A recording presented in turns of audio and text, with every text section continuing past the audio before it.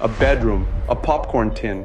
But inside is not popcorn. It's a single board computer holding billions in stolen cryptocurrency. Across town, Jimmy Zhong is making a frantic call to 911. Someone stole from him, and he's desperate for help.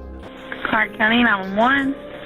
Hey, I was gone for the past week or so, and someone broke into my house. And what is your name, sir? It's Jimmy Zhong, Z-H-O-N-G. But what he doesn't know yet is he's just triggered the collapse of his billion-dollar empire. All it took was one tiny slip, an $800 transaction that would cost him everything. $3.4 billion, his freedom, and the secrets he'd risked it all to keep. This is the hot wallet, and then the cold wallet is, I'm not going to tell you where it is. Let's see, that's on camera. I don't even know. Oh, no, if that links around the department or something. No. I don't. This is Jimmy Zhong's story on Legenemy. Jimmy Zhong wasn't the popular kid growing up. Bullied and isolated, he retreated into the world of computers, finding in code what he couldn't find in classmates: respect and control. By 2009, while still a student, Jimmy discovered Bitcoin. What did he do next? Of course, he started mining. By the way, this was the era when you could mine Bitcoin with a regular laptop. It was long before specialized mining equipments were even introduced, which made it impossible for individuals to compete today. Jimmy mined a significant number of Bitcoins, but then made a rookie mistake. He lost access to his early wallet. The specifics remain unclear. Perhaps a forgotten password, perhaps a discarded hard drive, but this loss would haunt him. It fueled an obsession with acquiring more Bitcoin by any means necessary. Then, he discovered Silk Road, launched in 2011 and created by Ross Ulbricht, who operated under the alias Dread Pirate Roberts. Now, for those who don't know, Silk Road was the Amazon of the dark web. Hosted on the Tor network and hidden from regular internet browsers, the marketplace quickly became the go-to platform for buying and selling illegal goods. Drugs, fake IDs, hacking tools, and illicit services were all available with just a few anonymous clicks. And the currency fueling it all? Bitcoin. Like many college students experimenting at the time, Jimmy also made small purchases, mostly personal quantities of drugs. But his technical mind couldn't help but analyze how the platform worked. Silk Road's developers had failed to implement something basic: transaction locking. When users withdrew Bitcoin, the platform would check if their balance was sufficient. But the system didn't lock that balance during the withdrawal process. In those critical milliseconds before the balance updated, a second request could slip through. The system didn't realize the funds were already gone. That's all Jimmy needed. He set up 9 separate accounts using false identities. Into each account, he deposited amounts ranging from 200 to 2,000 Bitcoins. This wasn't a small change, but it was strategic. Too small to raise alarms, but big enough to make the exploit worth it. Then he wrote custom scripts to automate the attack. These scripts fired off multiple withdrawal requests in rapid succession, faster than any human could click, faster than the system could update balances. Every time he clicked the withdraw button, or rather, every time his code simulated that click, he siphoned off more Bitcoin. In just a few days in September 2012, he drained approximately 50,000 Bitcoins from Silk Road. At the time, they were worth around $600,000. Today, that amount would be worth over $3 billion. And here's where it gets even stranger. After pulling off the biggest heist in Silk Road history, Jimmy didn't just disappear. He contacted Ross, the man who built Silk Road. Jimmy allegedly explained exactly how he pulled it off. Some reports suggest Ross even thanked him for pointing out the flaw and rewarded him with additional Bitcoins. Regardless, Jimmy had what he wanted, but he didn't run. He didn't vanish to some tropical island or hide behind a fake identity overseas. He stayed exactly where he'd always been: Athens, Georgia, the same college town where he'd been bullied as a kid and overlooked as a student. Jimmy started developing a mobile payment app called Timely, which quickly gained popularity among college students. The app allowed users to order drinks directly from their phones at local bars. Convenient, fast, and most importantly, it made Jimmy look like a rising tech entrepreneur. But Jimmy didn't just operate in the real world. Online, he crafted an entirely different identity. He allegedly created a Bitcoin forum account known only by its infamous handle, Loaded. This account became a legend in cryptocurrency circles. It belonged to someone who had wealth on a level most crypto enthusiasts couldn't even imagine. Loaded regularly posted screenshots proving control over wallets containing tens of thousands of bitcoins. On some occasions, the account claimed to hold as much as 200,000 bitcoins under management. Whether those numbers were real or a calculated exaggeration remains debatable, but the legend stuck. With a single post, Loaded could send Bitcoin prices surging or crashing. If Loaded mentioned planning to sell, panic swept the forums. If he hinted at buying, the bulls rushed in. He was a shadowy whale moving the markets at will, and no one knew who he was. Back home, Jimmy built what can only be described as a personal party palace. His house had a full bar, a stripper pole in the center of the living room. Exotic cars lined the driveway, jet skis parked near the lake, then a second house nearby. In 2018, he took this to the next level. When his beloved Georgia Bulldogs made it to the Rose Bowl, Jimmy chartered a private jet and flew his entire group of friends to Los Angeles. That wasn't enough. He rented a luxury Airbnb and handed each person $10,000 in spending money. Go crazy, he told them.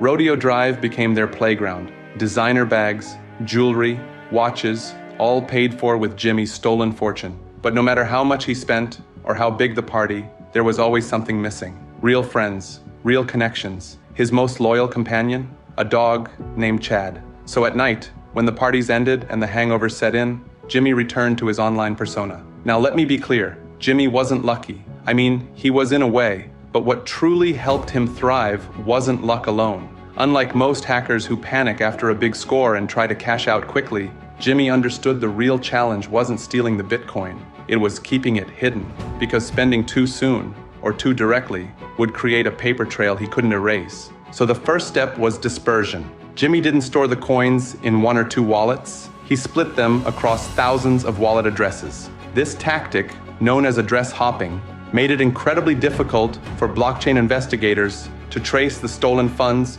through standard transaction analysis. He also used Bitcoin mixers and tumblers, services specifically designed to break the transaction link between wallets. By sending his coins through these platforms, his Bitcoin would be jumbled together with thousands of other transactions. The result? A near impossible task for anyone trying to follow the digital trail. But even this wasn't enough for Jimmy. He went further. He avoided keeping the majority of his fortune on any internet-connected device. Instead, he used cold wallets, hardware storage that stayed offline and physically secured. These weren't the typical USB sticks or hardware wallets most crypto holders used. Jimmy took physical security to another level. When federal agents eventually raided his properties, I will get to that a bit later, they found how far he'd gone to protect his fortune.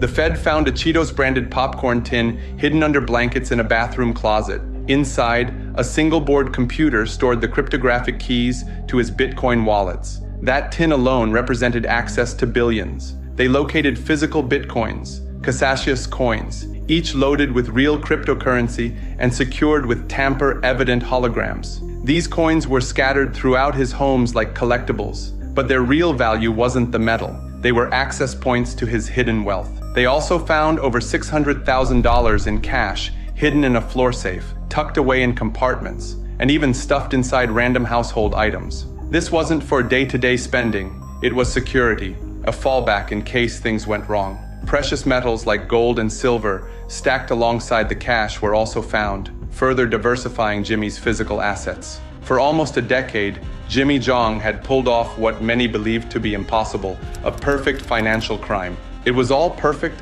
until 2019. That year, Jimmy's carefully maintained double life started to unravel in the most ironic way possible. And it wasn't even the FBI or the authorities that first disrupted his empire. It was a common burglar. You see, while Jimmy was away from his home, someone broke in and went straight for his hidden valuables, targeting specific locations where he kept large amounts of cash and cryptocurrency storage devices. The thief made off with approximately $400,000 in cash and, more critically, 150 bitcoins. At the time, those bitcoins were worth around $1.5 million. Today, it's worth even more, and still rising. Most criminals would cut their losses. After all, reporting a robbery when you're sitting on billions in stolen crypto isn't wise. Drawing any attention from law enforcement carried enormous risk. But Jimmy didn't think like most criminals. He made the call. He dialed 911 and reported the burglary. He was frantic, panicked, and even admitted during the call that he was having a breakdown. I'm having a panic attack. Okay. Do you need an ambulance? There's no denying that someone had violated his safe space and taken what he believed was his. But that call triggered a chain reaction he couldn't stop. Athens Clarke County Police responded first. They were used to seeing Jimmy around. By this time, he was, after all, living large and openly. But when the police arrived and started asking questions, things didn't add up. Why was a young tech entrepreneur storing that much cash at home? How did he manage to have over $1 million worth of Bitcoin just sitting there, unsecured? These weren't normal questions for a normal investigation, and they didn't go unnoticed. Soon after, agents from the IRS Criminal Investigation Division got involved. They'd spent years investigating the Silk Road dark web marketplace and were well aware of the missing 50,000 Bitcoins stolen from the platform back in 2012. Initially, the agents presented themselves as just trying to help. They visited Jimmy under the pretense of assisting in recovering his stolen cryptocurrency. But in reality, they were there to watch, to learn, to observe how this supposed tech entrepreneur operated. And then it happened. Jimmy made a single catastrophic mistake. While trying to move some of his Bitcoin holdings, he transferred $800 worth of Bitcoin to a KYC-compliant crypto exchange. KYC, or Know Your Customer policy, requires exchanges to collect identity verification from their users. That means Jimmy had to provide his real name, his real identification, and his real contact details. Worse, in that same transaction, he combined funds from his legitimate holdings with a small amount of Bitcoin that could be directly traced back to the Silk Road theft. This error created a data point investigators desperately needed. In blockchain forensics, this is called address clustering. It's when transactions link previously separate wallet addresses together under a common owner. With this link established, IRS agents issued a subpoena to the exchange. The records came back confirming everything they suspected. Jimmy Zhong had used his real identity to make the transfer. That was all they needed. This was enough for a search warrant. In November 2021, federal agents raided Jimmy's properties, discovering his elaborate storage system for the stolen funds. In total, the agents recovered 51,680 Bitcoins. At the time, a single Bitcoin was trading at around $64,000, pushing the total value of the haul to a staggering $3.4 billion. This became the second largest financial recovery in the history of the U.S. Department of Justice, surpassed only by the 2022 seizure of more than 94,000 Bitcoins related to the Bitfinex hack. Faced with overwhelming evidence, Jimmy didn't resist. He cooperated with investigators, admitted to his crimes, and pleaded guilty to wire fraud. Law enforcement sold off his Bitcoin holdings. In April 2023, Jimmy finally received his sentence, just 1 year and 1 day in federal prison. So why did Jimmy do it? What makes someone with his intelligence, skill, and opportunities risk everything for digital coins? To understand that, you have to go back to his early life. Jimmy grew up bullied and socially isolated. Classmates humiliated him. He was called names, physically bullied, and emotionally shut out. At home, things weren't much better. His parents, both struggling immigrants, were rarely present. His father was unemployed. His mother worked long overnight nursing shifts. In that environment, Jimmy turned inward. He found refuge in computers, a world where he had control, where he could build, create, and command respect based on what he knew rather than how he looked or where he came from. Oh, did I mention how, even long before his arrest, Jimmy came dangerously close to exposing himself? In 2017, during the infamous Bitcoin civil war over transaction scalability, Bitcoin split into two competing currencies, Bitcoin and Bitcoin Cash. Bitcoin Cash was backed by some big names, including Roger Ver, one of the most influential figures in the crypto space at the time. Jimmy, confident that Bitcoin would ultimately prevail, saw an opportunity. On a Bitcoin forum, under his loaded account, he publicly challenged Roger to a direct trade. Jimmy would swap his massive Bitcoin Cash holdings for Ver's Bitcoin. It was a bold, almost theatrical move. The proposed trade, worth over $60 million. To everyone's surprise, Roger seemed interested. He asked for 48 hours to review the proposal. For 2 days, the entire crypto community held its breath, but then nothing. Jimmy, likely realizing that moving ahead with the deal would require revealing more about his identity, or at the very least, creating a transactional trail that could come back to haunt him, backed out. This decision, as it turns out, bought him several more years of freedom. Had that deal gone through, law enforcement might have connected the dots far sooner. Jimmy was released in early 2024, but when he stepped back into the world, Everything had changed. His fortune was gone. His properties liquidated. His flashy lifestyle is now over. With a criminal record and no remaining assets, Jimmy found himself starting from scratch. Reports indicated that he's been working as a rideshare driver for companies like Uber and Lyft to make ends meet. From private jets and luxury homes to driving passengers around town, it's a fall from grace few could have imagined for the man once known as the Bitcoin billionaire. Thanks for hanging out with me today. If you found this video interesting, please consider subscribing. Got a thought about whether Jimmy's punishment fit the crime? Drop it in the comments. I try my best to read every one of them. Until next time, this is Legenemy.